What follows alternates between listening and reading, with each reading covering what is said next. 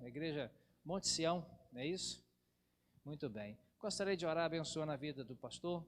Pai, nós queremos abençoar o teu filho. Bem sabemos que o Senhor já tem feito grandes coisas na vida dele. Eu sei que hoje o Senhor vai usá-lo mais uma vez, poderosamente, para falar, para ensinar a cada um de nós, ó Deus, ouvintes da palavra. Nós queremos ser ouvintes e praticantes para que o teu nome seja glorificado, para que haja paz em nossas vidas e que possamos cumprir aquilo que o Senhor tem determinado para nós. Abençoe teu filho, abençoe os ouvintes, no nome de Jesus. Querido, Deus te abençoe.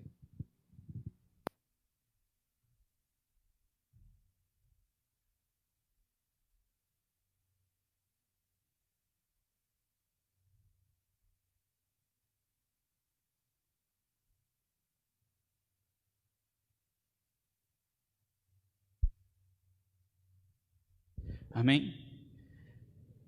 Para mim é um motivo de muita alegria estar aqui com vocês. Como o pastor disse, sou Jeter, sou da igreja Monte Sião em Coronel Fabriciano.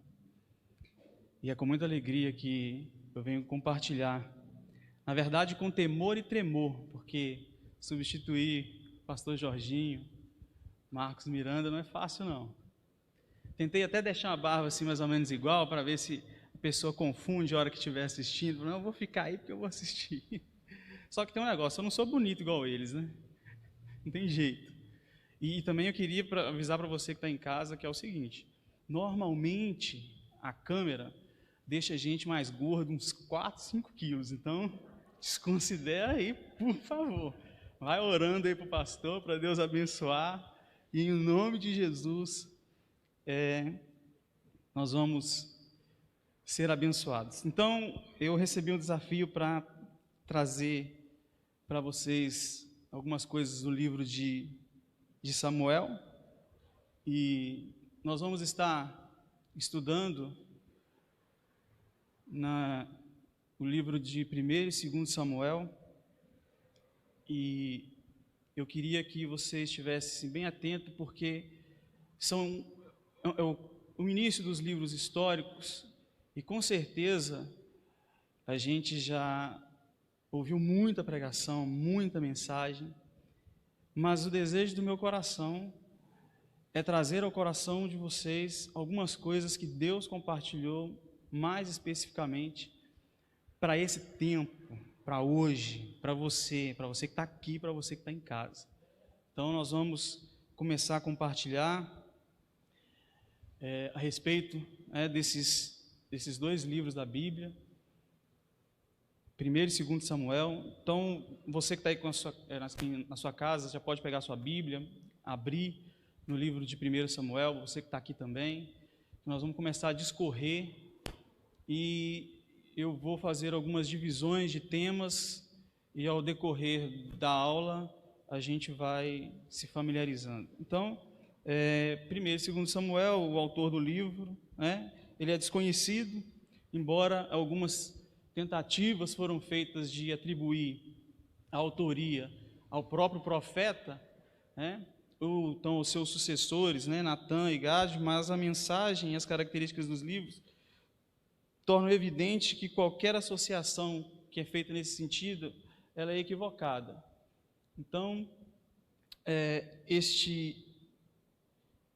essa dificuldade que houve em estabelecer também se estende à questão de data, de ocasião, e a gente sabe que esse livro foi escrito nos primeiros manuscritos hebraicos.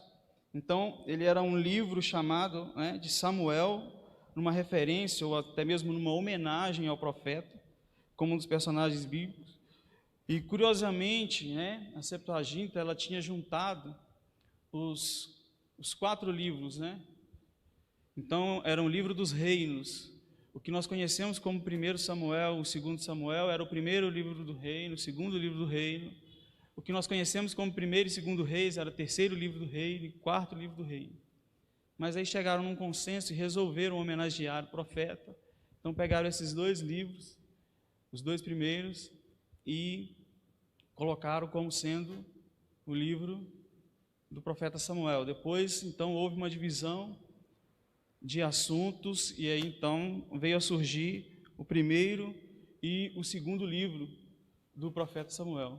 Os acontecimentos narrados no livro ocorrem aproximadamente entre 1105 a 970 a.C., registrando algo em torno de 130 anos de história, e ele compreende desde o nascimento do profeta Samuel, no capítulo 1, vai passar pelo reinado de Saul e termina com as últimas palavras de Davi no livro de 2 Samuel. Então é extremamente importante que a gente tenha esse ensinamento, esse conhecimento de que é um período de tempo onde a gente tem uma leitura muito afinada com a velocidade e a interação entre os fatos, só que na verdade está trazendo dois reinados de forma bem sucinta, passando por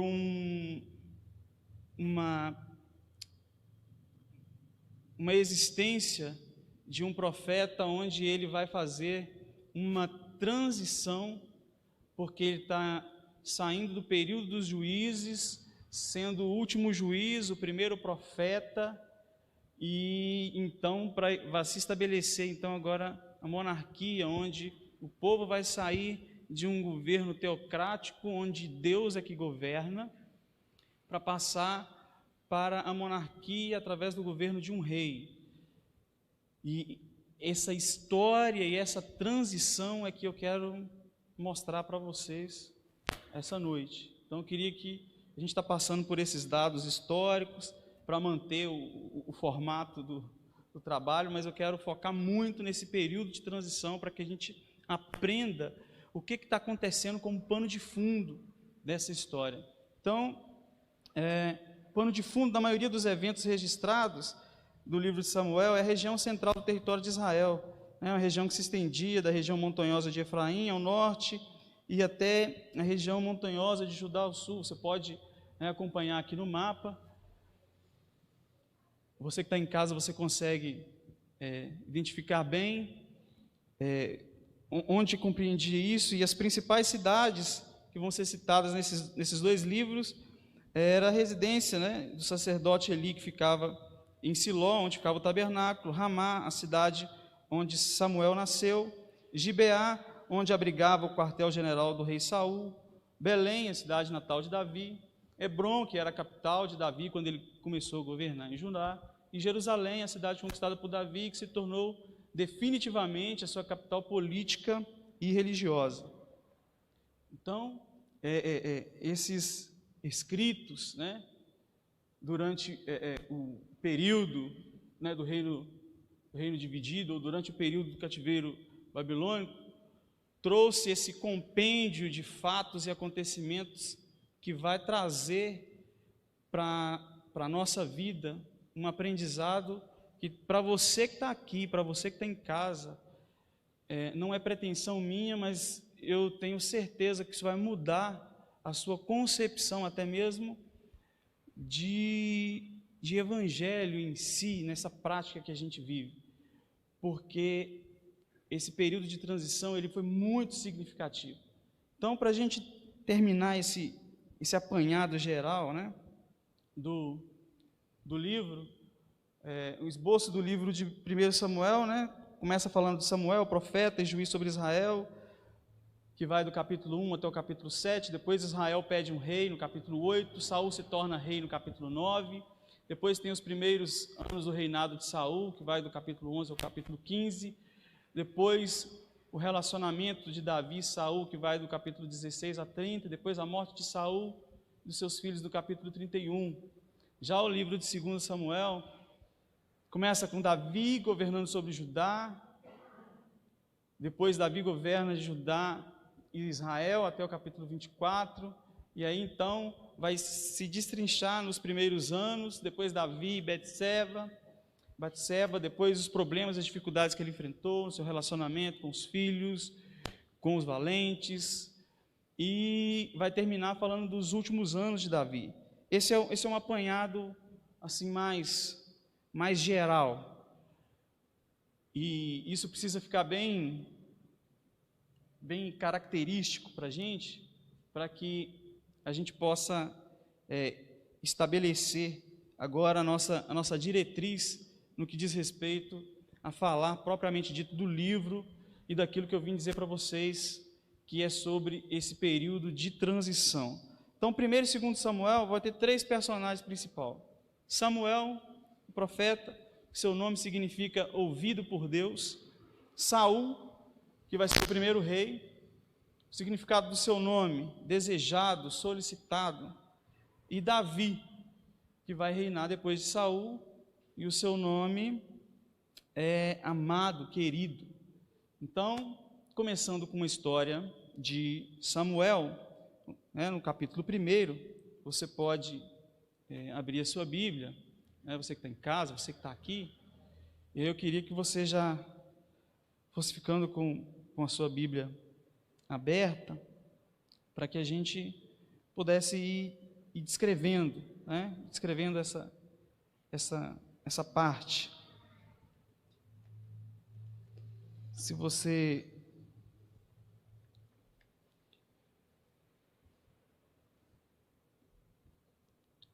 já abriu, nós vamos ver que no capítulo 1, no versículo 1, diz assim: houve um homem de Ramataí-Zofim, da montanha de Efraim, cujo nome era Eucana, filho de Jeroão, filho de Eliú, filho de Taú, filho de Zufi, Efrateu. Essa é a linhagem. Esses são os antepassados de Samuel, porque aqui está falando de Eucana, o seu pai. E a gente sabe muito sobre a história do nascimento. A gente sabe muito sobre o clamor de Ana. A gente sabe muito sobre isso. A gente já escutou diversas vezes. O que eu quero que a gente preste atenção é que Samuel, ele vai ser o homem da transição. Então Samuel, ele é escolhido por Deus para esse período e esse propósito de transição, porque estava vindo de um período dos juízes, e aí saindo do período dos juízes para o período dos profetas e início da monarquia. Como eu disse, era o fim da teocracia, onde o povo era governado por Deus, para o início da monarquia, sendo que isso se deu por uma escolha do povo e uma rejeição pelo governo de Deus.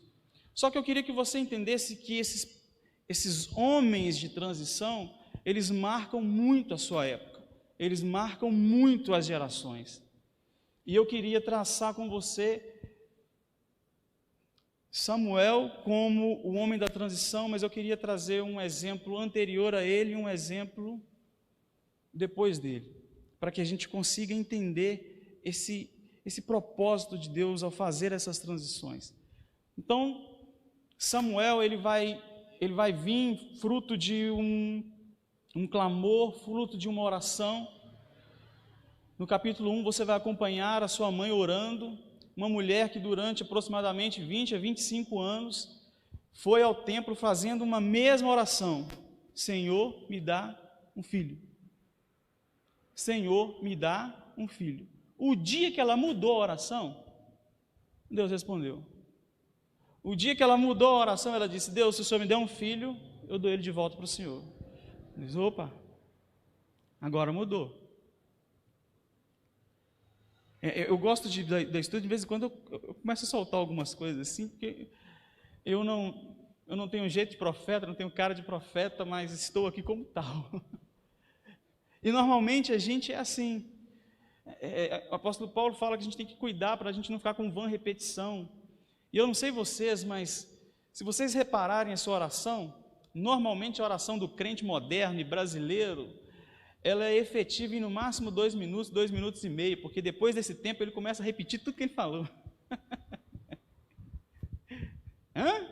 As máscaras aqui ajudam, mas é assim. É assim que a gente é. A gente ora para isso, pede aquilo, daqui a pouco a gente está pedindo de novo, daqui a pouco, e embora. E a gente esquece que oração é falar com Deus. Aí eu vou te convidar a se perguntar: será que se Deus chegasse para falar com você, do jeito que você chega para falar com Ele, Você pararia para escutá-lo? Você o atenderia? Será que a sua oração do almoço, a sua oração do jantar, a sua oração do antes de dormir, se Deus fizesse para você, você ouviria? O tipo de oração que você faz é o tipo de oração ou de pedido que você receberia e você imediatamente se abriria para responder? Foi isso que Ana fez, Ana mudou. E eu fico imaginando, porque Ana via como que estava a situação, ela via que Eli já era um sacerdote em fim de carreira, os seus filhos viviam perversamente, e eu fico imaginando ela falando assim, Senhor, o Senhor vai precisar de alguém para ficar no lugar de Eli, porque os filhos dele não vão ficar. Então, se o Senhor me der um filho, eu te dou para ficar no lugar dele, para exercer esse sacerdócio. Tanto é que quando ela fez esse voto ao Senhor, ela já disse que o menino seria nazireu, porque o nazireado, a gente vai falar isso mais para frente, era a porta de emergência para se entrar no sacerdócio, quem não era da tribo de Levi. É a porta do ministério feminino, porque era onde as mulheres poderiam entrar no sacerdócio, embora a Bíblia não traga nenhuma referência a isso. Mas como ele não era da tribo, ele não tinha o direito legal, então a mãe fez um voto, Senhor, eu vou te dar um filho, ele vai ser nazireu, e eu vou dar ele ao Senhor. Então Deus respondeu. Então, homens de transição é fruto de resposta de um clamor. E nós tivemos então 3 grandes transitores na história, e eu queria falar sobre eles para vocês entenderem o papel de Samuel. Eu quero falar de Moisés, que fez a transição do patriarcado para que se estabelecesse juízes, porque ele foi não só um libertador, mas ele foi um legislador do povo, ele foi um juiz do povo, ele foi um primeiro juiz sobre o povo. Vou falar sobre Samuel, que vai fazer essa transição dos juízes para os profetas e os reis, e depois eu quero comparar também a transição onde Jesus vem para tirar todo o pragmatismo, todo o ritual que envolve o ato de servir a Deus, para estabelecer de fato a vontade do Pai, o seu reino, a sua justiça e o seu governo. Então, a partir de agora, eu quero que você fique muito atento, porque nós vamos fazer essas comparações para que a gente entenda a função e o que o livro de Samuel, a importância que ele tem, para que a gente tenha e extraia o maior aprendizado possível. Então, como eu falei, é resposta de um clamor. Se há uma transição, é porque há uma necessidade de uma mudança. E eu vou falar isso também mais para frente, ainda hoje. Quando Deus vê uma necessidade de mudança, Ele faz nascer alguém, Ele faz surgir alguém, Ele faz crescer alguém no meio daquela geração, para que esse processo de transição aconteça. Agora, isso vem mediante um clamor. Moisés, o povo clamava por um libertador, o povo estava escravo, sofrendo, amargurado. Então Deus levanta Moisés como libertador. Na época de Samuel, o povo já precisava de um direcionamento, de uma voz de Deus, de uma voz diretiva, de alguém que tinha coragem, disposição de chegar diante de Deus, de subir no alto da montanha para ouvir o Senhor falar e descer e dizer ao povo, assim diz o Senhor. Não é qualquer profetinha que faz isso. Não estou dizendo que você pegar um mototáxi, um carro e ir ali no Monte da Resposta e não. É mais profundo, é mais forte, porque envolve uma entrega de uma vida inteira. Ele nasceu para um propósito.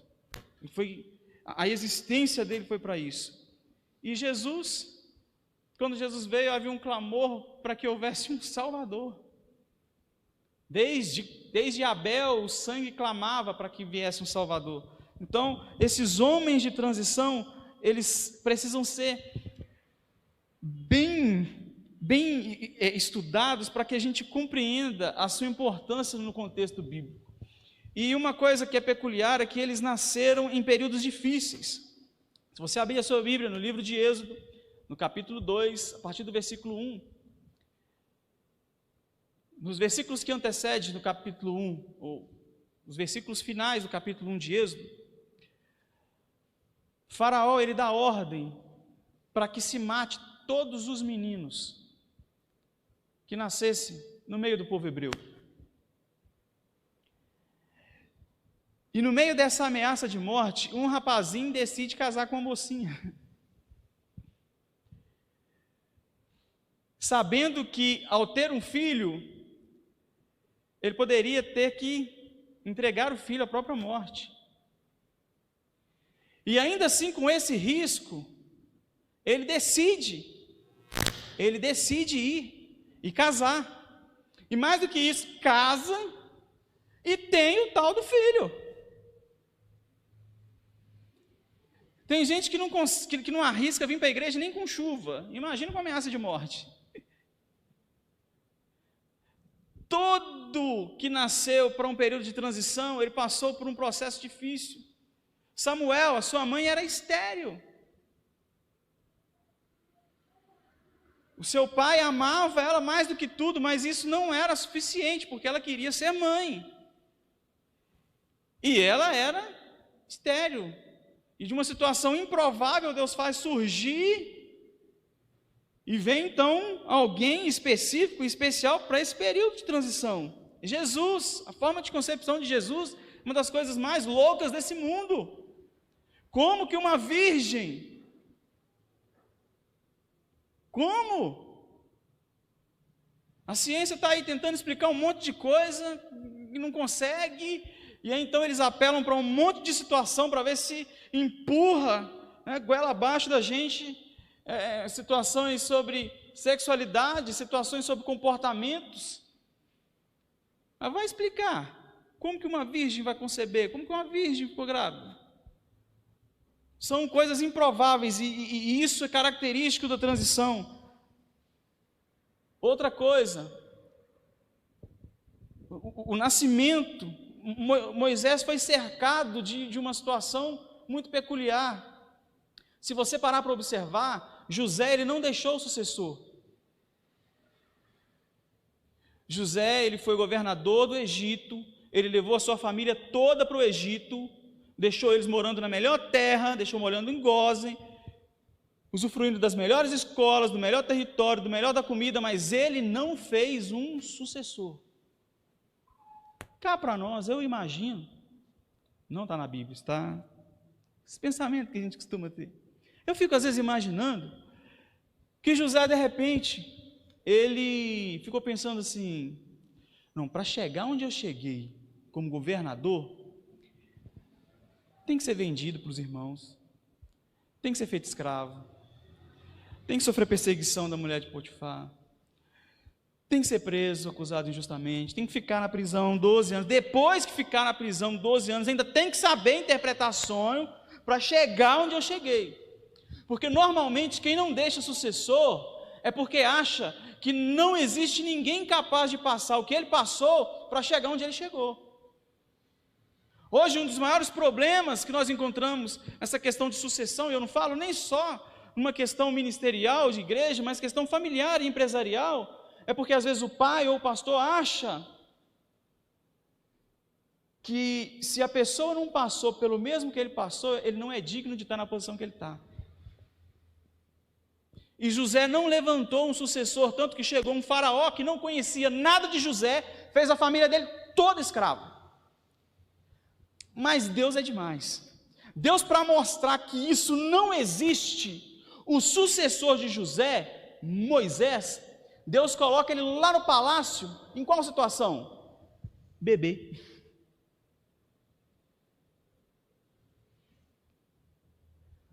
Moisés foi escravo? Ficou preso? E tinha direito à linha sucessorial de Faraó. Foi para lá como? Bebê. Por quê? Porque a questão de sucessão não implica em você ter que trilhar ou passar pelo mesmo processo que outro passou. O processo que eu passo, ou eu passei para chegar até aqui, é meu. é o meu processo, é a minha história, é o meu chamado, é a minha escolha, são os meus caminhos, são aquilo que eu desenvolvi com Deus, que é completamente diferente daquilo que Ele escolheu para você. Aí o que acontece? O pai junta, deixa aquele império, mas aí ele não quer deixar para o filho. Quando o pai morre, o filho em 3 dias torra tudo, porque o pai não deixou sucessor. E a gente passa por isso na igreja também. Nós estamos tão preocupados com um monte de coisas e não preocupamos em deixar sucessores, porque tem gente que acha que não vai morrer, tem gente que acha que não vai acabar. Tem um amigo que diz que todo mundo tem uma senhazinha da morte. Você não sabe, mas tem um número. E uma hora esse número chama e não tem jeito. É a sua vez e acabou. Mas a transição, e isso é intrínseco. Samuel, ele não preencheu uma série de regras. Família de Levi, da ordem de tal, não, simplesmente a sua mãe fez um voto de nazireado e isso foi suficiente para que ele se tornasse sacerdote, para que ele se tornasse juiz. Eu não estou dizendo que não tem que ter etapa, que não tem que ter regra, só estou dizendo que quando Deus escolhe alguém para um período de transição, a escolha é dele, o motivo de escolha é dele, quem faz as coisas é ele, e tudo que ele faz é perfeito, porque ele escolhe as pessoas certas. Isso não quer dizer que essa pessoa não vai errar ou está inibida de errar, não. Mas é uma escolha de Deus. Jesus contrariou a lógica humana. Vou bater nessa tecla, como que uma mulher virgem vai ficar grávida? Impossível. São coisas intrínsecas, porque são homens, são pessoas que estão focadas e determinadas para um período, para um processo de transição. Outra coisa interessante nessa transição, que precisa ficar marcado e característica, eu quero entrar bem nesse assunto, é que Moisés ele não recebeu um nome, não recebeu o nome da mãe, nem do pai. Normalmente no costume hebreu, quando uma criança nasce, alguma coisa que está relacionada ao seu nascimento é dado nome. Por exemplo, Jacó e Esaú. Nasceu Esaú, todo peludinho, Esaú, que significa peludo.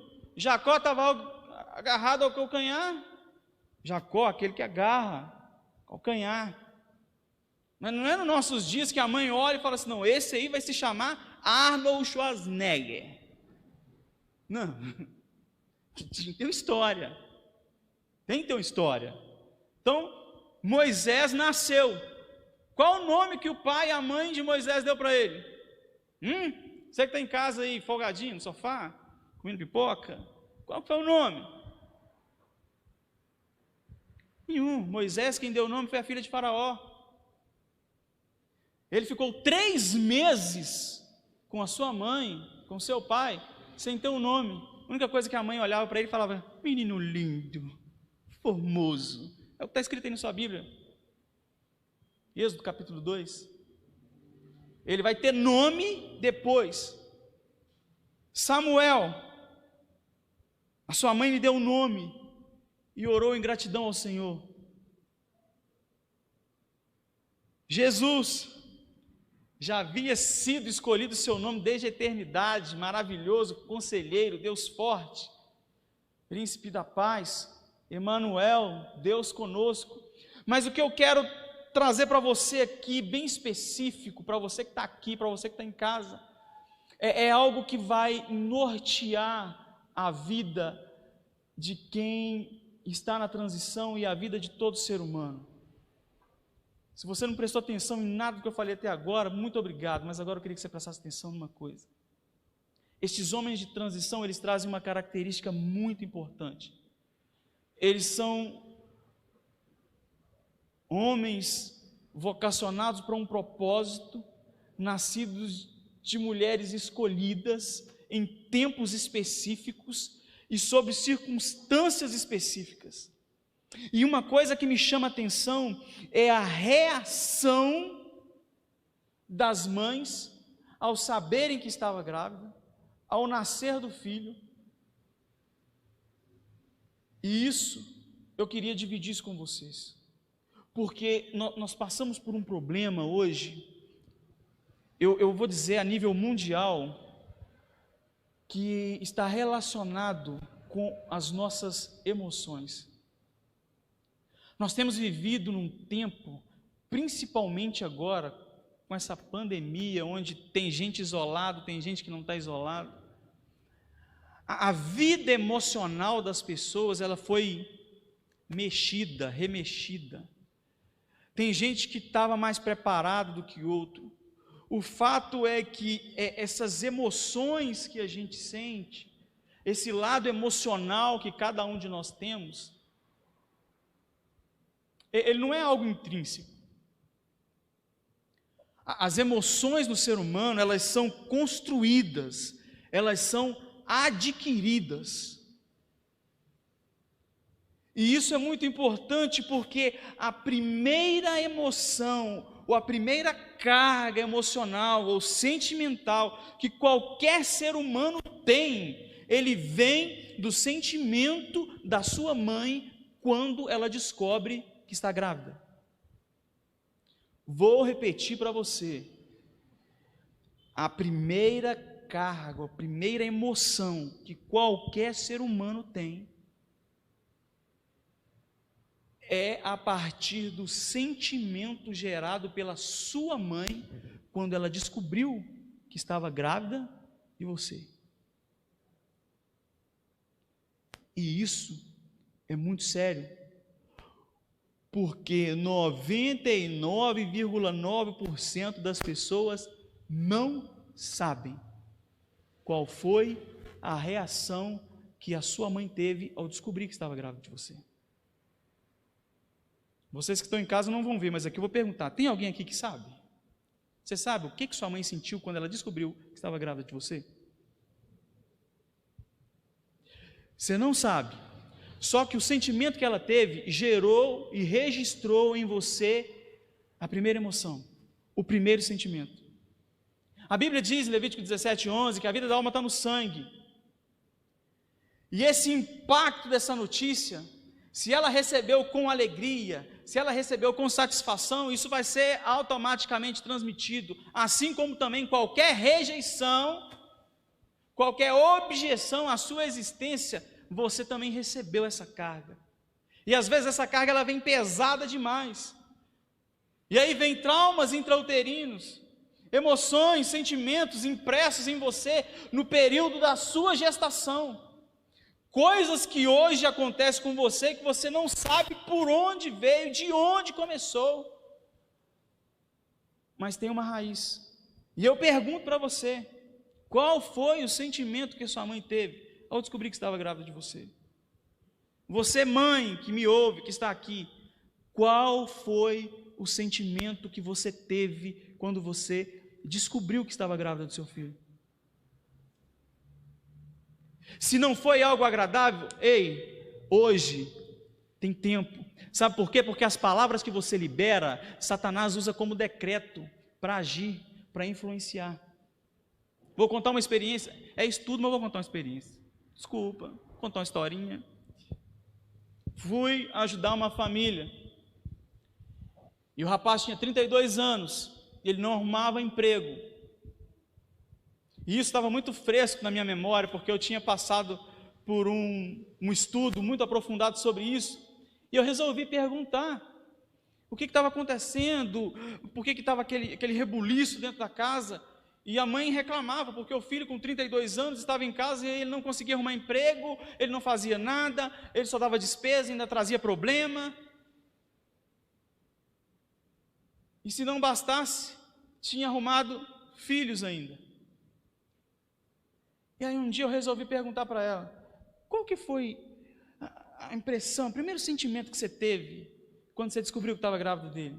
Ah, na hora eu pensei, isso vai atrapalhar minha vida. Eu falei, pronto, achei Achei a raiz. Você disse o quê? Eu disse que ele ia atrapalhar minha vida. Eu falei assim, é o que ele está fazendo hoje. Atrapalhando a sua vida. E aí, o que eu faço? Eu falei assim, Tito, capítulo 2, versículos 7 e 8.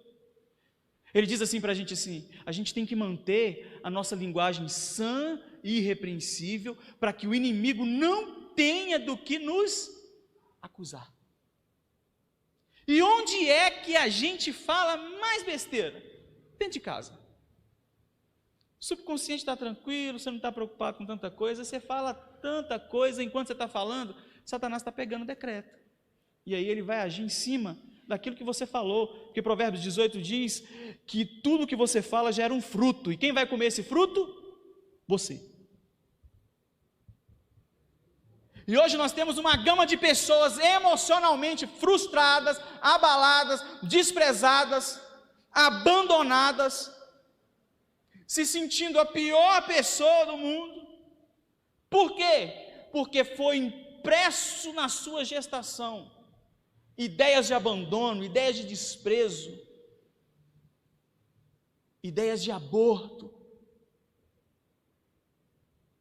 Eu queria que você, se você tem sua mãe viva, procura. Se você tem filho, relembra o que aconteceu e muda essa história, cancela e anula e libera o seu filho para viver uma vida emocionalmente saudável, porque foi isso que as mães da transição fizeram. Quando Maria descobriu que estava grávida de Jesus, ela poderia ter falado assim: anjo, você está louco, vão me apedrejar, eu não quero isso para mim. Mas ela não, ela cantou ao Senhor, ela adorou ao Senhor. Eu sou bem-aventurada, eu fui escolhida para gerar o Salvador, aquele que vai salvar o mundo, que vai reger. Você pode ler em Lucas, no capítulo 2. Jesus era feio. A gente canta que ele é lindo, mas é só para fazer uma média. Ele é feio. Mas Jesus é bonitinho, bonitinho. Era feio, pobre. Porque seu pai foi apresentar a oferta, levou 2 pombinhas, a oferta de pobre. Mas emocionalmente estável, sabia lidar com todo mundo, sabia entrar, sabia sair, sabia falar, repreender, demonstrar amor. Por quê? Porque era emocionalmente saudável, porque a sua mãe pôde transmitir emoções saudáveis. Samuel, quando nasceu, o que Ana fez? Ana cantou, exaltou o Senhor, engrandeceu o nome do Senhor. O que você fez quando seu filho nasceu? Qual foi a sua reação? Será que você celebrou? Ou será que foi como Jabes, doeu tanto, que colocou o Senhor, esse aqui é Jabes, é filho da minha dor? Isso é muito sério. E esses homens da transição, Samuel, Moisés, Jesus, está trazendo essas lições para a gente.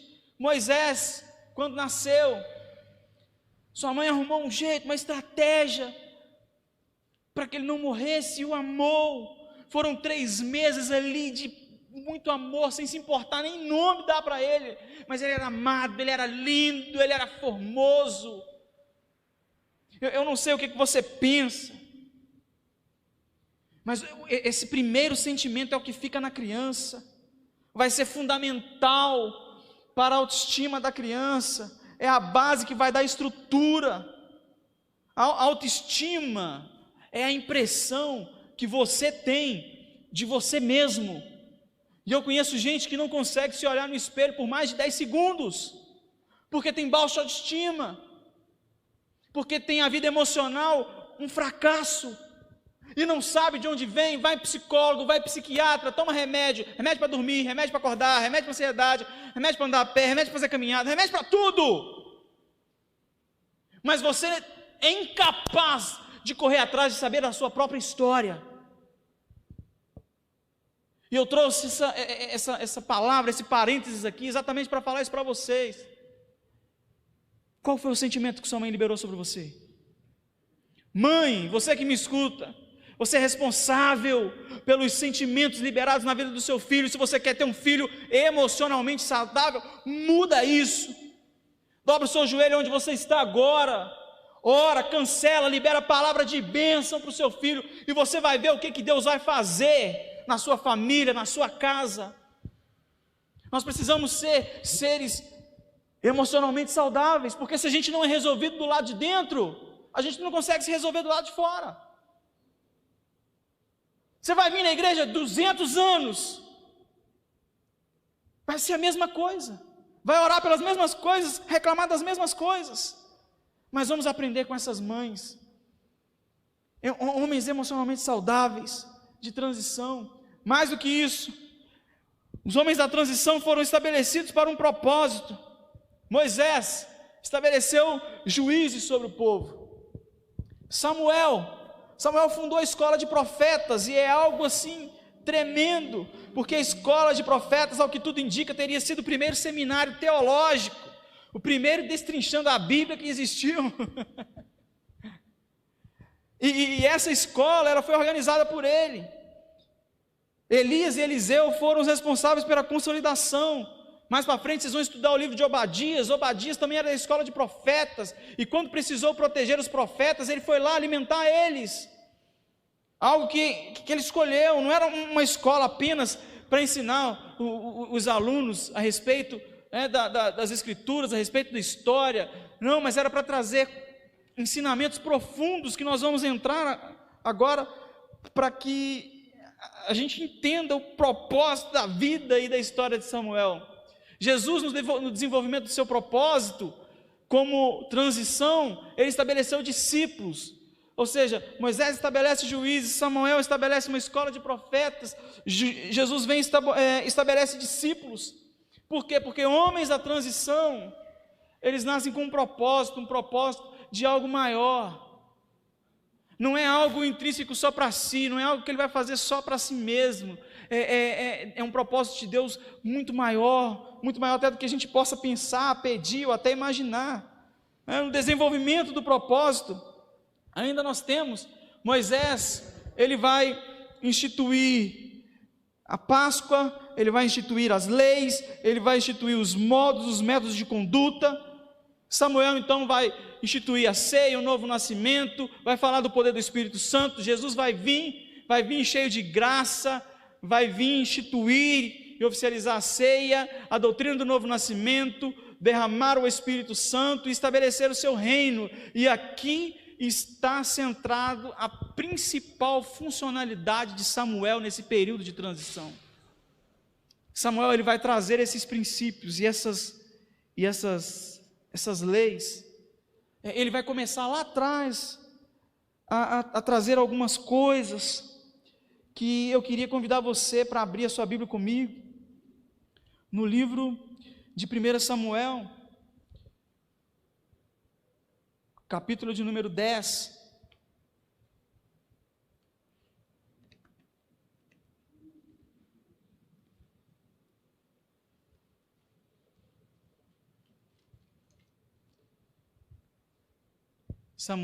Primeiro Samuel, capítulo de número 10.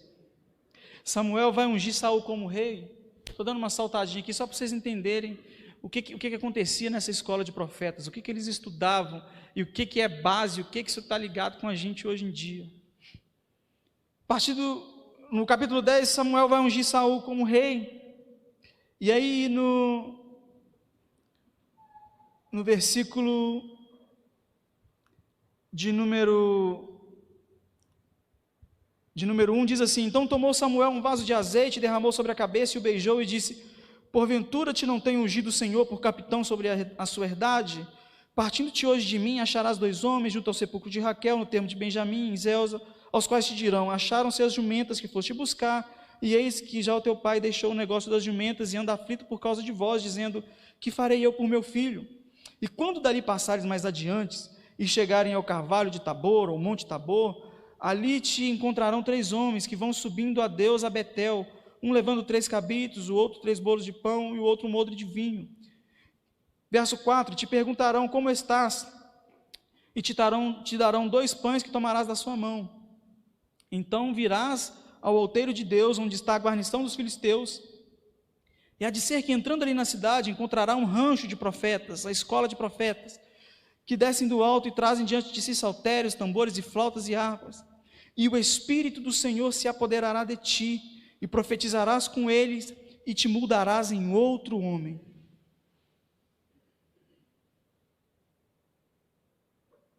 Aqui Samuel está trazendo uma das principais doutrinas da Bíblia, uma das principais doutrinas do Evangelho. Porque na escola de profetas, ele já trazia o ensinamento da ceia, quando Melquisedeque, no sacerdócio universal, deu pão e vinho para Abraão, e Abraão deu o dízimo a ele de tudo. Então aqui, o que ele dá para Saul? Ele dá o pão e ele dá o vinho, porque eram elementos que Jesus vai oficializar como ceia do Senhor. Mais do que isso, ele vai começar uma estrutura de ensinamento da doutrina do novo nascimento. Porque ele diz assim para Saul: você vai lá no rancho dos profetas, e lá o Espírito do Senhor, no verso 6, vai se apoderar de ti, e você será transformado em um outro homem.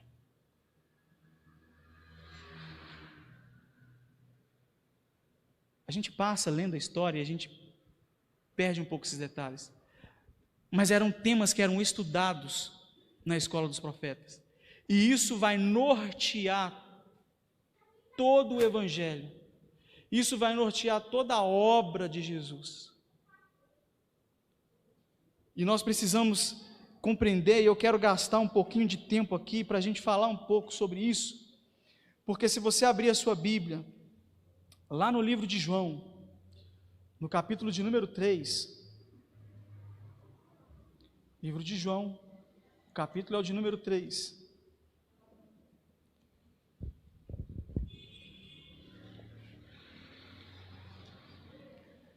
Você pode ir lendo na sua Bíblia. Esse vai ser um dos principais encontros que Jesus vai ter. Havia um homem chamado Nicodemos. Ele era um dos principais legisladores. Ele era oriundo dessa escola de profetas que vinha permeando desde o tempo de Samuel. Ele, bem provável, estivera com Jesus no templo quando Jesus tinha 12 anos. E Nicodemos chama Jesus para uma conversa particular, de madrugada. E qual que era a pergunta de Nicodemos? A respeito do novo nascimento. Porque ele não entendia, ele não conseguia compreender isso. Como que um homem pode nascer de novo? Como que Samuel colocou isso na cabeça de que o Espírito do Senhor sobre uma pessoa transformaria ela em outra pessoa? E aí então ele tem essa conversa, né? Porque Saul, no capítulo 10, como nós lemos, ele experimentou esse poder, né, do Espírito Santo. Só que o que acontece? Quando ele saiu dali, ele voltou a ser o velho Saul, porque o Espírito do Senhor já não estava mais sobre ele. Então, um novo nascimento, ele transforma. E Samuel já trazia isso, e Jesus agora vai instituir. E é preciso que a gente tenha essa sensibilidade, porque depois dessa conversa que Nicodemos tem com Jesus, ele tem a sua vida transformada. Tanto é que no capítulo 19, quando José de Arimateia vai pegar o corpo de Jesus, quem que vai ajudar José de Arimateia? Nicodemos. E aí Nicodemos sabia até o tipo de óleo que era usado. Por quê? Porque era da escola de profetas, conhecia o Salmo 45. Porque ele experimentou esse diálogo com Jesus, e é um diálogo que a gente precisa dar uma passada por ele, mesmo que seja assim, bem de leve. Nicodemos, ele não se importou com sinais que Jesus queria, que Jesus fazia. Ele não se importou quantas pessoas Jesus curava, quantas pessoas Jesus ressuscitava, quantos cegos, quantos coxos, quantos surdos. Não, ele chamou Jesus para uma conversa particular e disse assim: Jesus, Eu não me importo com os sinais, eu quero saber sobre o novo nascimento. Me explica o que é isso. Me explica o que é isso. O novo nascimento é a única chance que o homem tem de se tornar um novo homem. Se você ler, eu não vou começar a ler porque são tantos detalhes, a gente vai acabar parando aqui. Mas se você for acompanhando aqui e na sua casa onde você está, Jesus disse para ele assim: olha, na verdade eu digo para você que quem não nascer de novo não vai poder ver o reino de Deus. Não pode. E aí Nicodemos diz para ele assim: como? Como que pode um homem nascer sendo ele já velho? Ele vai entrar no ventre da sua mãe de novo? Isso é impossível. Aí Jesus fala assim: não, na verdade tem que nascer da água e do Espírito, porque se não nascer da água e do Espírito, não pode entrar, não pode ver o reino dos céus, não pode ver o reino de Deus. O que é nascido da carne é carne, o que é nascido do Espírito é Espírito. Então, do ponto de vista natural, a resposta de Jesus para ele: não, é impossível, não pode, não tem como. Não tem como nascer de novo. Mas aí quando Jesus fala assim que é aquele que nasce da água e do Espírito, é porque no novo nascimento o Espírito de Deus ele vem habitar no nosso espírito humano. É algo rápido, instantâneo. 1 João, capítulo 5, no versículo de 1 ao 6, vai dizer sobre isso. Você pode abrir sua Bíblia. 1 João capítulo 5, de 1 ao 6, diz: olha, todo aquele que crê que Jesus é o Cristo é nascido de Deus, e todo aquele que ama o que o gerou, também ama o que dele é nascido. E nisso nós conhecemos os filhos de Deus, que amamos a Deus, guardamos os seus mandamentos, porque este é o amor de Deus, que guardamos os seus mandamentos não são pesados, porque todo que é nascido de Deus vence o mundo, e essa é a vitória que vence o mundo, a nossa fé. E quem é que vence o mundo, senão aquele que crê que Jesus é o Filho de Deus? Este é aquele que veio por água e sangue, não só por água, mas também por sangue, e o Espírito é que testifica, porque o Espírito é a verdade.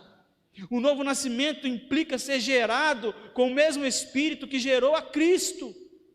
Maria, ela foi envolta pelo Espírito de Deus. O anjo disse para ela assim: olha, descerá sobre ti o Espírito Santo, e o poder do Altíssimo te envolverá. E o novo nascimento é isso. Até João Batista, as pessoas dependiam da ministração do altar, do sacrifício de animais. Mas João Batista, ele saiu do templo e falou assim: olha, vamos para o deserto, vamos batizar agora pelo arrependimento.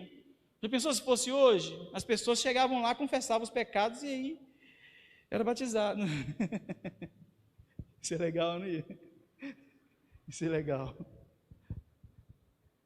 Saiu. E aí o que acontece?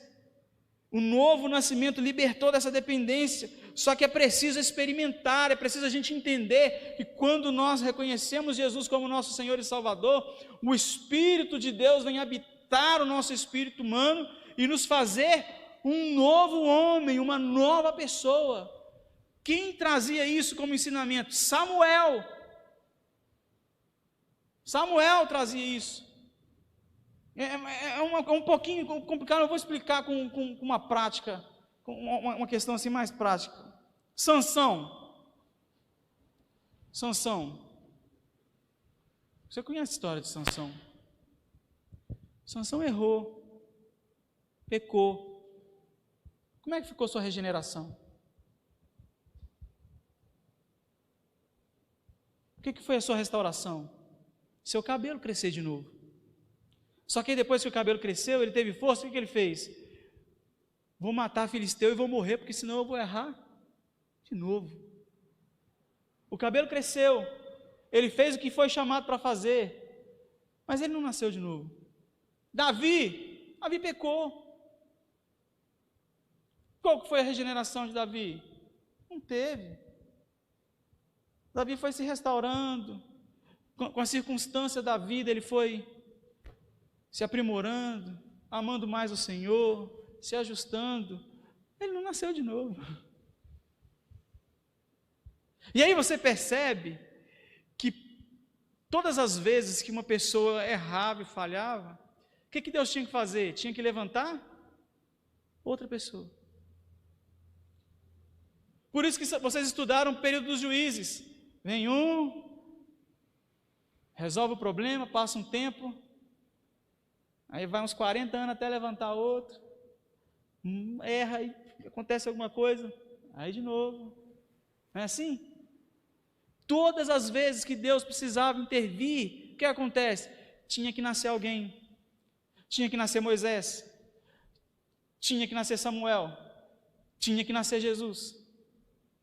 Para quê? Para resolver o problema, para resolver essa questão, para trazer um novo tempo para uma nova geração. E tudo sem falar que tem um tempo de espera ainda. Mas acontece que Samuel, ele tinha esse segredo do novo nascimento que era muito importante. Porque agora com o novo nascimento, hoje, se Deus quer mudar uma geração, Ele não precisa mandar um dilúvio. Se Deus quer mudar a nossa geração, Ele não precisa destruir Sodoma. Se Deus quer mudar, Ele não precisa destruir Jericó. Ele só precisa de um homem ou de uma mulher que esteja disposto a nascer de novo. Você não entendeu? Eu vou falar, eu não aguento. Chega até a arrepiar. Samuel teve essa visão de que o novo nascimento não seria ou não traria a necessidade de ficar levantando, morre um, levanta outro, mata um, exerce juízo de outro, porque ele sabia que a partir do momento que o Espírito de Deus habitasse em qualquer ser humano, ele seria um novo homem e seria capaz de desenvolver aquilo que Deus estabeleceria para ele desenvolver. O mundo está um caos, está pior do que Sodoma e Gomorra.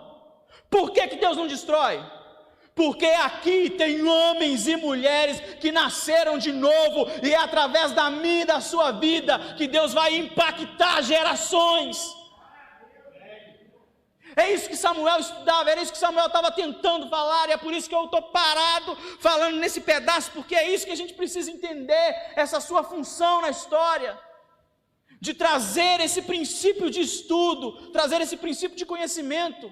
O fato de você simplesmente levantar a mão e aceitar Jesus, você não é só mais um número, não é só mais uma pessoa para ocupar uma cadeira, não, você é uma nova pessoa para desenvolver algo para Deus, porque agora Deus, depois que Jesus veio e instituiu o novo nascimento, conversando aqui com Nicodemos, não precisa mais vir ninguém, não precisa morrer ninguém para nascer alguém para fazer qualquer outra coisa. Deus tem a mim e Deus tem a você que está aí sentado na sua casa. Deus quer usar você. Você nasceu de novo e nasceu para um propósito. Há uma geração inteira aguardando você se despertar, se levantar e anunciar o Senhor até que Ele venha. Nascer de novo, nascer da água, nascer do Espírito. Deus não vai precisar trazer destruição, Deus não vai precisar trazer morte, porque em mim e em você opera uma nova vida pelo Espírito. E é isso que Jesus veio fazer. Ele pergunta: quem é aquele que gera? É o Pai ou é o Espírito? É o Espírito Santo que nasce no nosso espírito humano, um novo homem gerado por causa do seu nascimento em nós. É como se esse espírito, ele vem e habita no nosso espírito humano, e ele então cria um ventre para que a semente de Deus, que é o seu próprio espírito, ela possa produzir esse novo homem. Agora há um problema muito sério. Jesus, eu vou falar. Os modelos de conversão mudaram, pastor, nas nossas igrejas. Eu falo isso com propriedade porque cansei de ir em igrejas que as pessoas são induzidas a fazer uma oração de confissão. Elas são induzidas a fazer. Eles fazem uma oração, pedem a pessoa para repetir. E aí depois que a pessoa repete, eles falam assim: é a primeira vez que você já orou isso? E é a primeira vez. Bem-vindo à família de Deus. Ei, não é assim.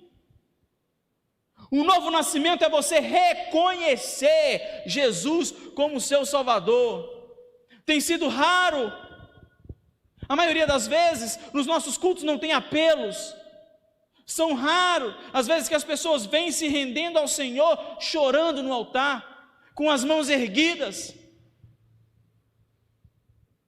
As pessoas estão preocupadas com números, mas aqui Jesus está dizendo que necessário é nascer de novo. Por quê? Porque Deus tem expectativa de gerar um novo homem, uma nova mulher em você, para que você cumpra um propósito para Ele, para que não seja necessário destruir nada, e Ele execute propósitos e juízos através da minha e da sua vida, e a gente não compreende. E aí olha para você ver, que engraçado, Jesus então ele veio trazer esse novo nascimento, mas tinha um problema que era a questão do Espírito Santo, porque o Espírito Santo, ele havia sido retirado da terra. Gênesis 6:3 diz que Deus diz que o Espírito dele não iria contender mais com o homem, e foi retirado da terra. Então o Espírito ele vinha, ele se apoderava de um, profetizava, resolvia alguma coisa, saía, ia para outro, nunca estava em duas pessoas ao mesmo tempo, a não ser quando Moisés liberou uma palavra sobre os 70, que na verdade era 68, e eles experimentaram por um tempo a presença do Espírito. Está em Números. A presença do Espírito, uma hora estava sobre Saul, outra hora estava em Davi. A gente vai acompanhar aqui depois. Mas por que acontecia isso? Porque Deus disse que para sempre, Gênesis 6:3, o meu Espírito não contenderá com o homem para sempre. Quem disse isso? Deus. O que Deus disse? Que na terra o Espírito Santo para sempre, nunca mais. Aí Jesus, lá em João 14, no versículo 16 e 17, ele diz assim para os discípulos: olha, eu vou para o Pai, e eu vou enviar o Consolador para vocês, para Ele ficar com vocês para sempre. Lê aí, João 14, 16 e 17. Era aí. Em Gênesis 6:3, Deus está dizendo que o meu Espírito não vai contender com o homem para sempre. Agora lá em João 14, Jesus está dizendo, vai ficar a terra para sempre. E aí? Tem uma briguinha no céu? Hã? Deus disse que não vai. Jesus disse assim, vai.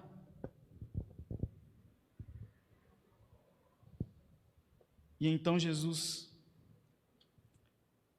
ele desvendou um segredo, para que esse Espírito que opera o novo nascimento, que Samuel tanto tinha curiosidade por isso, para que ele ficasse.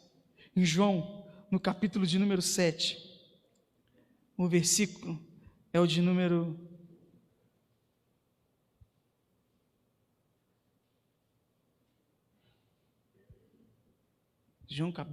7, versículo de número 38 e 39.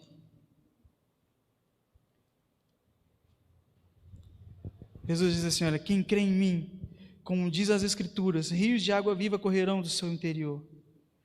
E disse ele do Espírito, que eles haviam de receber os que nele crescem, porque o Espírito Santo ainda não fora dado, porque ainda Jesus não havia sido glorificado. Eu achei que vocês iam entender. Não vou ler de novo. Segura aí na sua casa. Isso, segura. Vou ler de novo. E Jesus disse isso, que rios de água viva ia correr do interior, porque ele estava falando do Espírito. Deus tinha falado que não ia para sempre, mas ele tinha falado que o Consolador ia ficar para sempre. Aí ele falou assim, olha, eu estou falando isso, é para aqueles que vão receber, só que ele ainda não foi dado, porque eu ainda não fui glorificado. Alguém entendeu? Para ele ser derramado, ele tem que ser glorificado. Por que irmãos, tem uma coisa que outro dia eu vi uma irmã, Senhor, Espírito Santo vem, derrama sobre nós. Irmão, cadê? Ele não está dentro de você não, minha irmã? Peraí, que mundo você está? Que mundo você vive? Que Bíblia você leu? A gente quer experimentar uma presença do Espírito achando que ele vai vir de fora. Ei, já veio. Você nasceu de novo, ele está dentro de você. Mas você não está sentindo nada, é porque você não está glorificando Jesus. Porque se você começa a glorificar Jesus, ele aparece, ele surge, ele sai, ele salta de dentro para fora, e o negócio fica gostoso, e é manto para um lado, é entregador de pizza, é o telefone. Agora, o que acontece com a igreja? O que aconteceu com a igreja? A igreja calou. E eu fiz questão de olhar aqui, quando eu cheguei, eu olhei assim, procurando ver se tem alguma plaquinha dizendo silêncio. Eu não achei. Tem, pastor? Tem não, né? Tem não. Você está em sua casa aí, dá uns glória aí para você ver se o Espírito Santo não se manifesta aí através de você. Você que está aqui, quer sentir a presença, quer saber se está aí dentro mesmo, começa a glorificar. A igreja parou no tempo, porque a gente quer intelectualizar demais, mas não é pelo intelecto, é nascer de novo, é da água do Espírito, é loucura. Para o homem é loucura. Enquanto você tentar racionalizar isso, você vai ficar do mesmo jeito. Irmãos, eu fico imaginando Samuel, um vezinho, chegando ali naquela porta, dizendo assim: o que eu falei e queria que ficasse em mim o tempo todo, hoje vocês têm e vocês não fazem nada.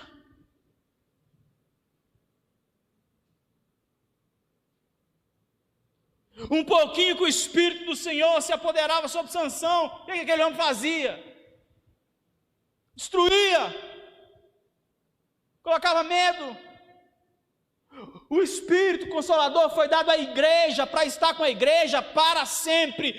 E igreja, o que nós estamos fazendo? Samuel está dizendo exatamente a respeito disso. Esse é o clamor de Samuel. Eu vim aqui para você para dizer isso. Qual a importância que você dá para o novo nascimento que você experimentou? A expectativa de Deus é gerar em você um novo homem, uma nova mulher. Ele não está preocupado com um número, ele não está preocupado com uma quantidade, ele está preocupado em saber que está gerando em você um novo homem, uma nova mulher, e que ele vai realizar aquilo que ele precisa através da sua vida. Mas nós, como igreja do Senhor, o que nós temos feito? A gente parou no tempo. A gente acha... Eu fico impressionado, porque eu já fui muito em encontros de avivamento, e não que eu seja velho, mas era mais ou menos nos anos 2000, e era muito engraçado, porque começava a cantar algumas canções, e os cultos terminavam 3 horas da manhã, 5 horas da manhã, às vezes a gente em pé o tempo todo, cantava uma música, eu lembro de ir em eventos com David Keeler. Eu gostava muito quando ele cantava Estou Apaixonado, Jesus, meu amor maior. Era 3 horas cantando isso. Coisa mais gostosa do mundo. Hoje, se a música tem mais de 2 minutos, se não tem a letra para ele ler, então acabou. Não canta. Faz bico, faz pirraça. Que novo nascimento é esse, irmãos? Fico imaginando Samuel, se estivesse nos dias nossos, o que esse vezinho não faria na presença de Deus? Aquilo que ele implorava, juntava 50 e 50 profetas para estudar, para tentar entender. Hoje está dentro de você, está dentro de mim. O que você está fazendo? Você na sua casa, você sabe que você podia estar aqui, sabe? Pandemia.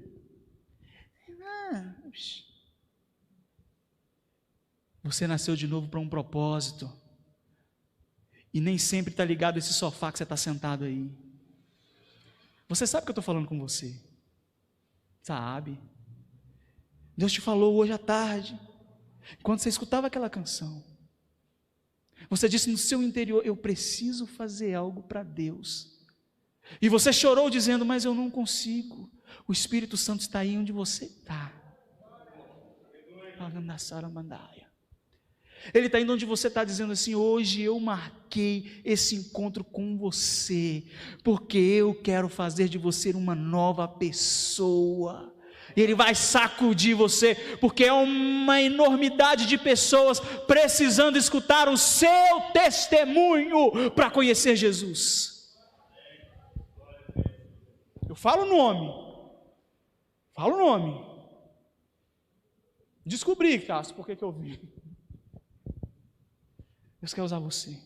Deus quer usar você. Deus quer usar você. Ah, como? Você já aceitou? Quem aqui não aceitou Jesus? Tem alguém aqui que não aceitou Jesus? Vai aceitar agora. Vai. Hã? Agora eu vou te fazer uma pergunta. Não levanta a mão. Não precisa levantar a mão. Quantos aqui, você na sua casa, você experimentou de verdade esse novo nascimento? Responda só para você. Isso é muito sério. Isso é muito sério. Agora, você não acha que está na hora da gente mudar isso, não? Ai, o Espírito Santo se move em você. Cadê? Está te movendo para onde? O Espírito Santo veio habitar no seu espírito humano para te transformar numa nova pessoa. E se isso não está acontecendo, tem alguma coisa errada que precisa ser consertada imediatamente. E Deus me trouxe lá do Cidade Nova para sacudir o seu interior com isso. Você nasceu de novo. Você nasceu de novo para ser uma nova pessoa, porque Deus não vai levantar ninguém, não vai nascer ninguém, é eu e você. É eu e não, vai vir, não, é eu e você. Ah, pastor, eu não sei fazer nada. Sabe sim, sabe. Com a presença do Espírito Santo, sabe. Deus, eu preciso avançar, gente. Preciso avançar. Está na hora, igreja. Imagina o clamor de Samuel. Imagina o clamor de Samuel. Imagina só o clamor de Samuel. Continuando. Homens da transição têm um propósito especial. E um propósito especial, eu falei no começo, foi o nazireado. Moisés estabeleceu o nazireado em número 6, no versículo 1 ao versículo 13, onde ele estabelece que não pode tocar em morto, não pode rapar o cabelo e não pode ingerir bebida forte. Samuel foi nazireu para entrar por essa porta, porque o nazireado é a porta para a entrada no sacerdócio daqueles que não eram da família de Levi. Então Samuel entra por essa porta, porque a sua mãe fala assim: olha, sobre a cabeça dele não passará a valha, voto de nazireu. E aí eu disse para vocês que o voto de nazireu era a porta de entrada para o ministério feminino. Só que na Bíblia não tem nenhum registro de uma mulher que entrou. Eu não encontrei, até dei uma pesquisada. Os mestres aí, por favor, né, ajudem. Mas Jesus, lá na cruz do Calvário, ele fez um voto. Aliás, na ceia ele fez um voto de nazireu. Porque depois que ele tomou a ceia, ele disse assim: ó, eu não vou beber do fruto da vide até que eu beba de novo no meu reino. Então ele fez o voto de nazireu. Por que ele fez o voto de nazireu? Porque era a porta de entrada do sacerdócio. E aí agora a figura da mulher vai entrar através de Jesus, que é a sua igreja. Eu aceito Jesus, eu nasço de novo e eu entro. Por isso que lá em Apocalipse capítulo 5, ele vai dizer que ele comprou para si homens de toda língua, tribo, povo e nação, para chamar eles de reis e sacerdotes. Porque uma vez por ele, a gente passa por essa porta. E ele fez isso. Embora o inimigo tenha usado o soldado romano para levar vinagre, para que ele não cumprisse, não abrisse essa porta, mas ele rejeitou. Ele rejeitou. Ele não cedeu. Ele não cedeu. Por isso que hoje a nossa ceia ela é especial. Você sabia que a ceia é especial? A gente toma um copo assim de suco de uva na hora da ceia? Você sabe por que a gente toma só um copinho? Não, sabe não? Sabe, pastor, por que a gente canta só um pouquinho? Você em casa, sabe? Vou conjecturar aqui para vocês. Neemias, ele era copeiro do rei. Qual que é a função do copeiro do rei? A bebida, o vinho que o rei ia tomar, ele pegava, tomava um golinho, esperava uns 15 segundos. Se não acontecesse nada com o rei, ele erguia a taça para cima e dizia: ó rei, vive para sempre. E então ele dava aquela taça para o rei e o rei podia tomar normalmente. E nós somos copeiros do rei, porque quando nós tomamos o suco de uva, a representação do vinho na ceia, o que nós estamos dizendo? O que o apóstolo Paulo nos ensinou? Que nós estamos anunciando até que ele venha. Então nós estamos dizendo assim: Senhor, o Senhor vive para sempre. Agora, por que a gente toma só um pouquinho? Porque ele não pode tomar. Aí a gente só prova. Jesus, você vai ter que esperar nas bodas. Eu fico imaginando Jesus. Meu Deus, manda logo, traz essa noiva logo. Mas não é brincadeira, é só uma conjectura. Mas ele fez esse voto. Ele fez esse voto por mim e por você. E eu queria terminar já essa parte de hoje. Não sei se está indo ali. O meu aqui não está passando mais. Eu queria só trazer para encerrar uma parte a respeito de Eli, porque na semana que vem eu quero falar só sobre Saul e sobre Davi. Saul e Davi. Eu queria que você levasse isso, essa importância de Samuel, desses ensinamentos. Eu não vou entrar na questão da ceia, porque a gente já está mais acostumado, mas o novo nascimento ele é muito pouco explanado, muito pouco falado. Eu tenho certeza que para muita gente foi novidade isso, tenho certeza. Mas eu queria falar sobre Eli. Eli, a primeira menção que aparece sobre Eli é no capítulo 1, 1 Samuel, capítulo 1, versículo 9, onde diz assim: então Ana se levantou, depois que comeram e beberam em Siló, e Eli, o sacerdote, estava assentado numa cadeira, junto a um pilar do templo do Senhor. Primeira referência a Eli, ele estava sentado numa cadeira. A última referência a Eli é no capítulo de número 4, 1 Samuel capítulo 4, versículo 12 e 13. Então correu da batalha um homem de Benjamim, chegou no mesmo dia a Siló e trazia vestes rotas e cinzas sobre a sua cabeça, porque o povo tinha sido derrotado e a arca tinha sido tomada, e chegando eis que Eli estava assentado numa cadeira. E aí quando ele recebe a notícia, sentado na cadeira, ele cai, quebra o pescoço e morre. Primeira referência a Eli, sentado numa cadeira. A última referência, sentado numa cadeira. Primeira referência, sacerdotal, assentado numa cadeira. Última referência, assentado numa cadeira. Isso é muito sério. A primeira e a última, a mesma coisa. Será que isso não quer dizer nada? Sem contar o comportamento dele, que deixava os filhos dele fazer o que quisesse. Não se importava, mesmo sabendo, não repreendia. E a gente está vivendo tempos assim. Há uma enormidade de coisas acontecendo no ofício sacerdotal da igreja hoje em dia,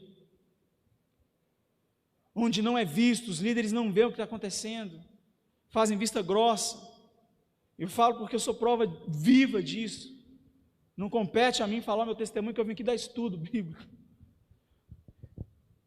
Mas todas as vezes que líderes, sacerdotes do lar, deixam a sua posição diante do Senhor de lado, o fim é trágico.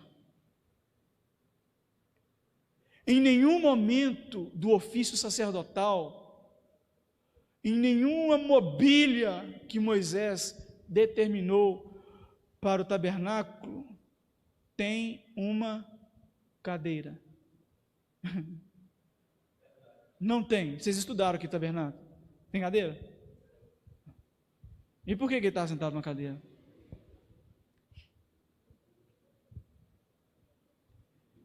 Provavelmente ele arrumou e providenciou mais um utensílio para o tabernáculo.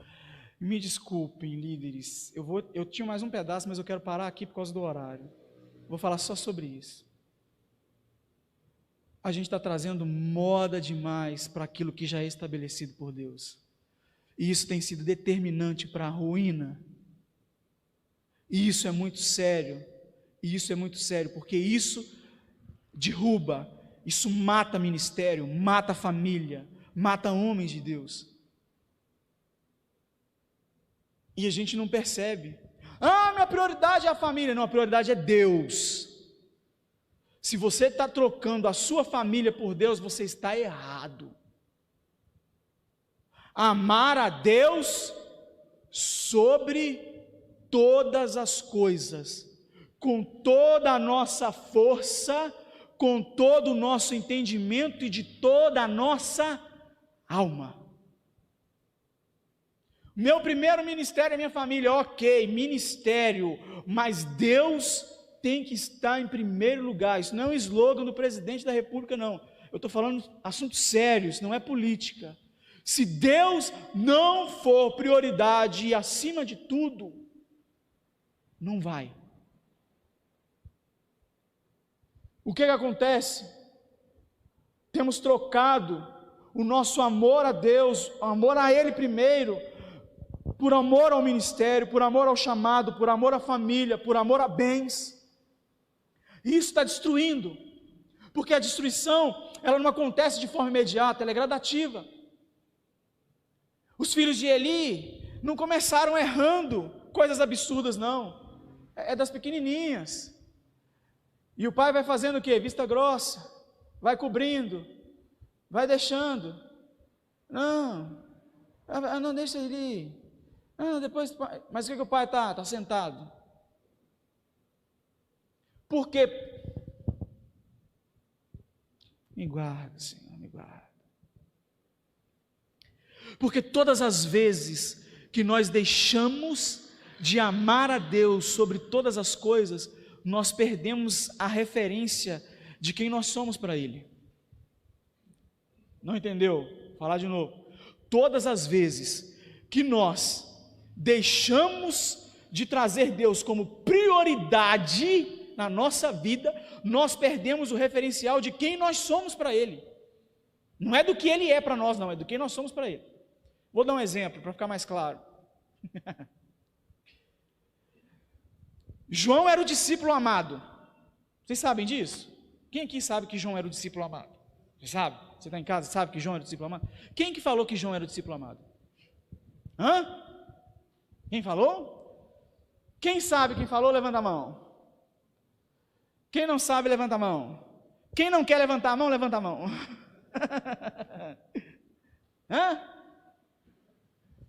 Quem falou que João era o discípulo amado? Foi Jesus? Não. Em momento nenhum Jesus disse isso. Quem escreveu o livro de João foi quem? João. E todas as vezes que ele vai fazer referência a ele, ele fala assim: e aquele a quem Jesus mais amava. Ele tinha convicção de que Jesus amava mais a ele do que todos os outros discípulos. Ele estava certo ou errado? Ele estava certo, porque o que você acha não importa. Se eu chegar aqui hoje e falar assim: irmãos, Obrigado pelo convite, pastor, porque eu sou o homem que Deus mais ama nessa terra. Você já olha para mim e fala, hein, babaca? Que pastor idiota é esse? Porque a gente perdeu a referência de quem a gente é para Deus. Esse é o problema de Eli. Ele esqueceu quem ele era para Deus. Quem ele era para Deus? O sacerdote, aquele que Deus falava, aquele que através dele Deus agia, aquele que através dele Deus comunicava a sua vontade ao povo. Ele perdeu. João não. João tinha convicção de que ele era amado, e ninguém tirou isso dele, e ele provou isso para Jesus, não para ele mesmo, porque em todos os momentos ele estava com Jesus. Porque Jesus escolhia ele que era preferidinho? Não, é porque ele sabia, ele tinha convicção de que Jesus o amava. Falta isso para mim e para você, meu irmão. Faltou isso para Eli, de saber quem ele era em Deus. Sabe por que temos muitos pastores com problemas, muitos líderes caídos na sua autoestima, no seu emocional, deprimidos? Porque se esqueceram de quem são em Deus, porque olharam demais para que os outros falam. Mas João não se importou. Vou falar de mim? Vou falar. O discípulo que Jesus mais ama. Quem é você? O discípulo amado. Quem é você em Jesus?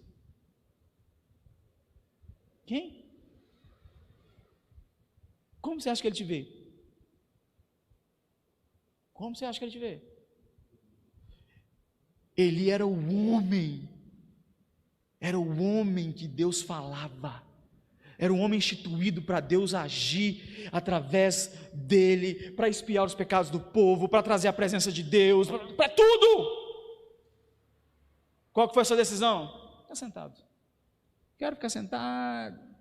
Deixa os meninos para lá. Esses meninos. Aprenda isso. Eu vou encerrar aqui. Semana que vem a gente continua. Aprenda isso. Quem você é? Quem você é? E eu queria deixar um recado para você que está me assistindo. Talvez você está chegando agora, talvez você está assistindo já há algum tempo. Nós falamos da importância do profeta Samuel, da curiosidade, da instituição de perguntas e questionamentos a respeito do novo nascimento. E talvez você ainda não teve um encontro verdadeiro com Jesus. E nessa noite, esse Espírito Santo, aquele mesmo Espírito que envolveu Maria, para que Jesus viesse a existir e se tornasse o seu Salvador, ele está aí onde você está. E você pode mudar a sua vida agora. É só você falar: eu reconheço Jesus, o Senhor, como meu Salvador. E se você fizer essa oração, eu convido você para vir aqui à igreja. Está aqui na Carlos Chagas, na Cidade Nobre, número 577, número 577, Carlos Chagas, Cidade Nobre. Vem o pastor Gilberto e o pastor Jorginho, estão aqui para te receber de braços abertos, para cuidar de você. Eu queria que você fechasse os seus olhos, e eu quero orar com você que está aqui, com você que está aí na sua casa. Deus, muito obrigado, Senhor, pela Tua palavra. Pai, o Senhor conhece, o Senhor sonda o nosso coração, mas o meu pedido nessa noite é que o Teu Espírito Santo possa nos tocar de forma profunda, para ativar em nós esse novo homem, para que os propósitos do Senhor para a nossa vida, eles possam ser realizados, e que, ó Deus, não seja preciso que se levante outra geração, mas que nós nos coloquemos à disposição do Senhor, para um avivamento, para uma grande colheita para a glória do Teu santo nome. E para você que quer se reconectar com Jesus, que quer aceitá-lo como seu Salvador, que quer experimentar esse novo nascimento, que você tome essa decisão, que você receba o Senhor Jesus no seu coração e que você possa ser transformado em uma nova pessoa. E Deus escreve uma nova história para você e Ele te dá uma nova vida em o nome de Jesus. Amém e amém. Que Deus te abençoe, querido. Em nome de Jesus, muito obrigado. Jorge, é muito difícil substituir. Professor Marcos, é muito difícil. É só pela misericórdia de Deus e eu tenho que me segurar para não escapar da linha aqui que vocês falaram, mas graças a Deus. Que Deus abençoe os irmãos.